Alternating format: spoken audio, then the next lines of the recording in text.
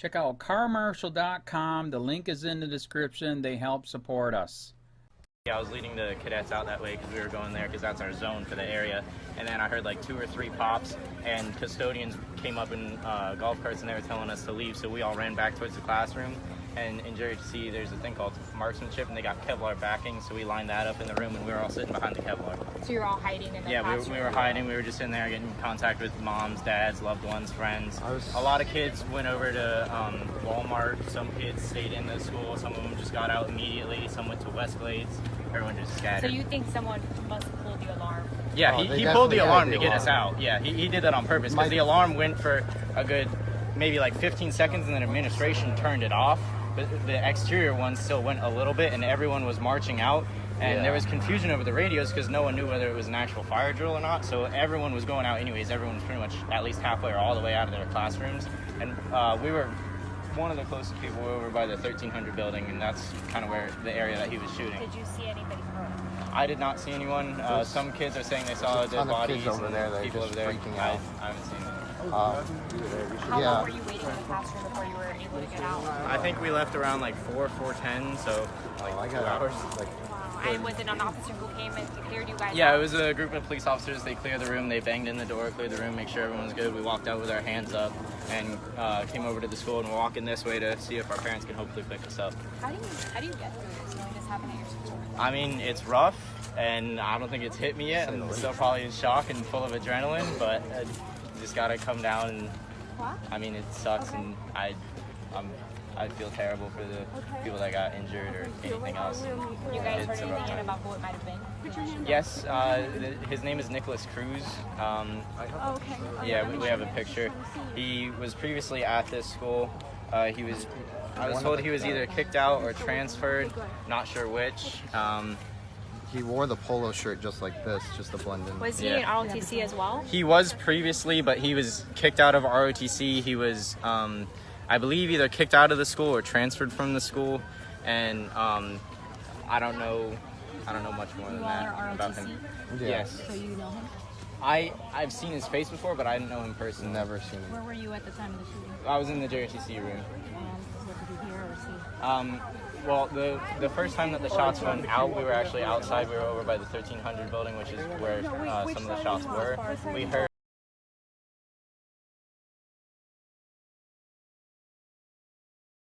Shocking video of cop choking, kneeing middle school girls highlights a disturbing trend.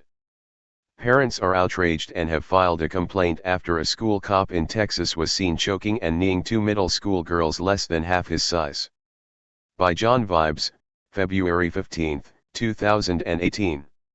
Corpus Christi, Texas. The parents of a Cunningham Middle School student have filed a complaint against a Corpus Christi ISD police officer after he attacked multiple middle school girls while breaking up a scuffle in the schoolyard. Alicia Cavasso said that the officer brutally attacked her daughter while he was breaking up a fight between her and another student. He handled the situation all wrong. The officer put his hand to my daughter's throat and then he put his knee to her throat, too, Cavasso said in the complaint. Cavasso says that the officer didn't just go after the 2 girls in the fight, but also a third girl who attempted to intervene. School district spokeswoman Leanne Winkler-Libby told Caller Times that the incident is being investigated and that the officer will remain on duty. A cell phone recording of the incident taken by another student shows the officer using excessive force, treating the young girls like they were criminals, instead of children in a schoolyard quarrel. In the video you can clearly see the officer with his hands on the girl's throat, forcing her to the ground with all of his weight. He then follows by putting his knee on her throat before flipping her over forcefully. Police Chief Kirby Warnke said in a statement that his officers are trained to use force when they believe it's necessary to restore order. However, while there are a number of officers at the department who work at schools, there is actually no training about how to deal with children. Warnke then made the absurd suggestion that middle school girls pose just as much of a threat as a full-sized adult. Anyone can have a knife, anyone can have a gun, anyone can scratch your eye. 2 people can overpower you, Warnke said. Warnke went on to say if an officer is justified to use force, it does not matter how large or small their suspect is. Trying to qualify by size or weight is not viable. Generally, it's best, for students, to follow instructions or not fight in public, Warnke said.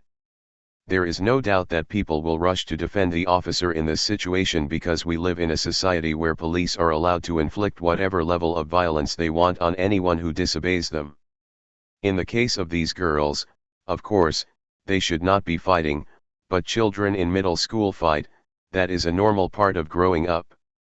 Two teenage girls fighting one another is vastly different than being choked out and trampled by a man twice their size. It could have been very easy for this cop to simply pull one of the girls away and defuse the situation without getting involved himself, but instead, he chose to enter combat with two young girls. Sadly, as schools across the country rely more and more on police to force student compliance, instead of training and common sense, this scenario becomes more common. In less than a week, TFTP has reported on 2 other instances of school police caught on video violently attacking children. In one video, a massive deputy grabs a 16-year-old boy by the neck and sprays him directly in the face with pepper spray. The boy was not the one fighting. In another video, another massive deputy grabs another 16-year-old boy and body slams him to the ground like a rag doll. The incident was so overwhelmingly disturbing that the school had to be placed on lockdown after students began to revolt. Become a patron.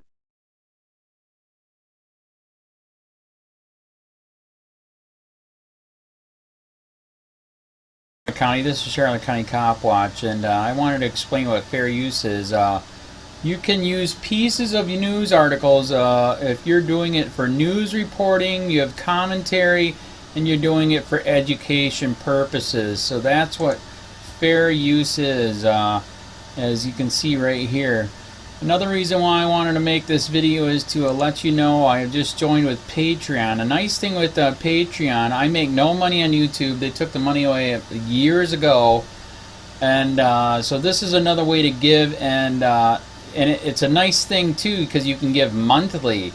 You can give $1, $5, $10, whatever. I do 4 to 5 hours a day on trying to wake the sheep up on how corrupt it is and different ways that you can fight the corruption. So Patreon is a way that you can do it, and then of course the old way is still there. Donate to Sheriff County Cop Watch with PayPal or credit card. So keep that in mind. 4 to 5 hours a day. I make no money, but the corruption happened to me and I'm sick of it, so I'm trying to wake people up. But my wife would love it if some, if we could get some help out there. There's 47,000 subscribers. Just think if each one of you subscribers just gave a, let's say, actually, yes, $1 a month. 47,000 subscribers gave $1 a month. That would be awesome. That's not going to happen. But anyways, that would be great if it did happen. But, do the math in your head. Just think about it. Like I said, 4 to 5 hours a day. I get no money from YouTube. YouTube has gone nuts. You can't do anything anymore.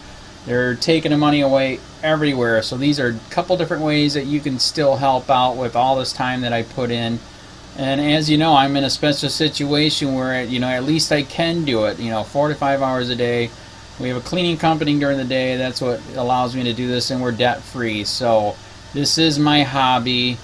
I don't go fishing and all that other crap. I try to save the world. So help me out to make the wife happy, man. In fact, if you guys did give $1 a day, and there was 47,000 of you, and you did it, and each of you gave $1, and that was every month, oh my God, yes, I could quit. I could start suing them. Another idea too that we have is, if I got, some funds, we could actually contact everyone that has been ticketed and or arrested and put in jail and start sending them postcards to let them know we're here, and to see if everything went all right, and if it didn't, find out their story. So we could even do more investigations and more lawsuits. Lawsuits take money. So just think about that. 47,000 of you so far right now. $1 a day. $1 a month on Patreon, or $5 a month Patreon, 10, 20, whatever. Just do the math in your head. Help out. This is a lot of work every single day. Thanks.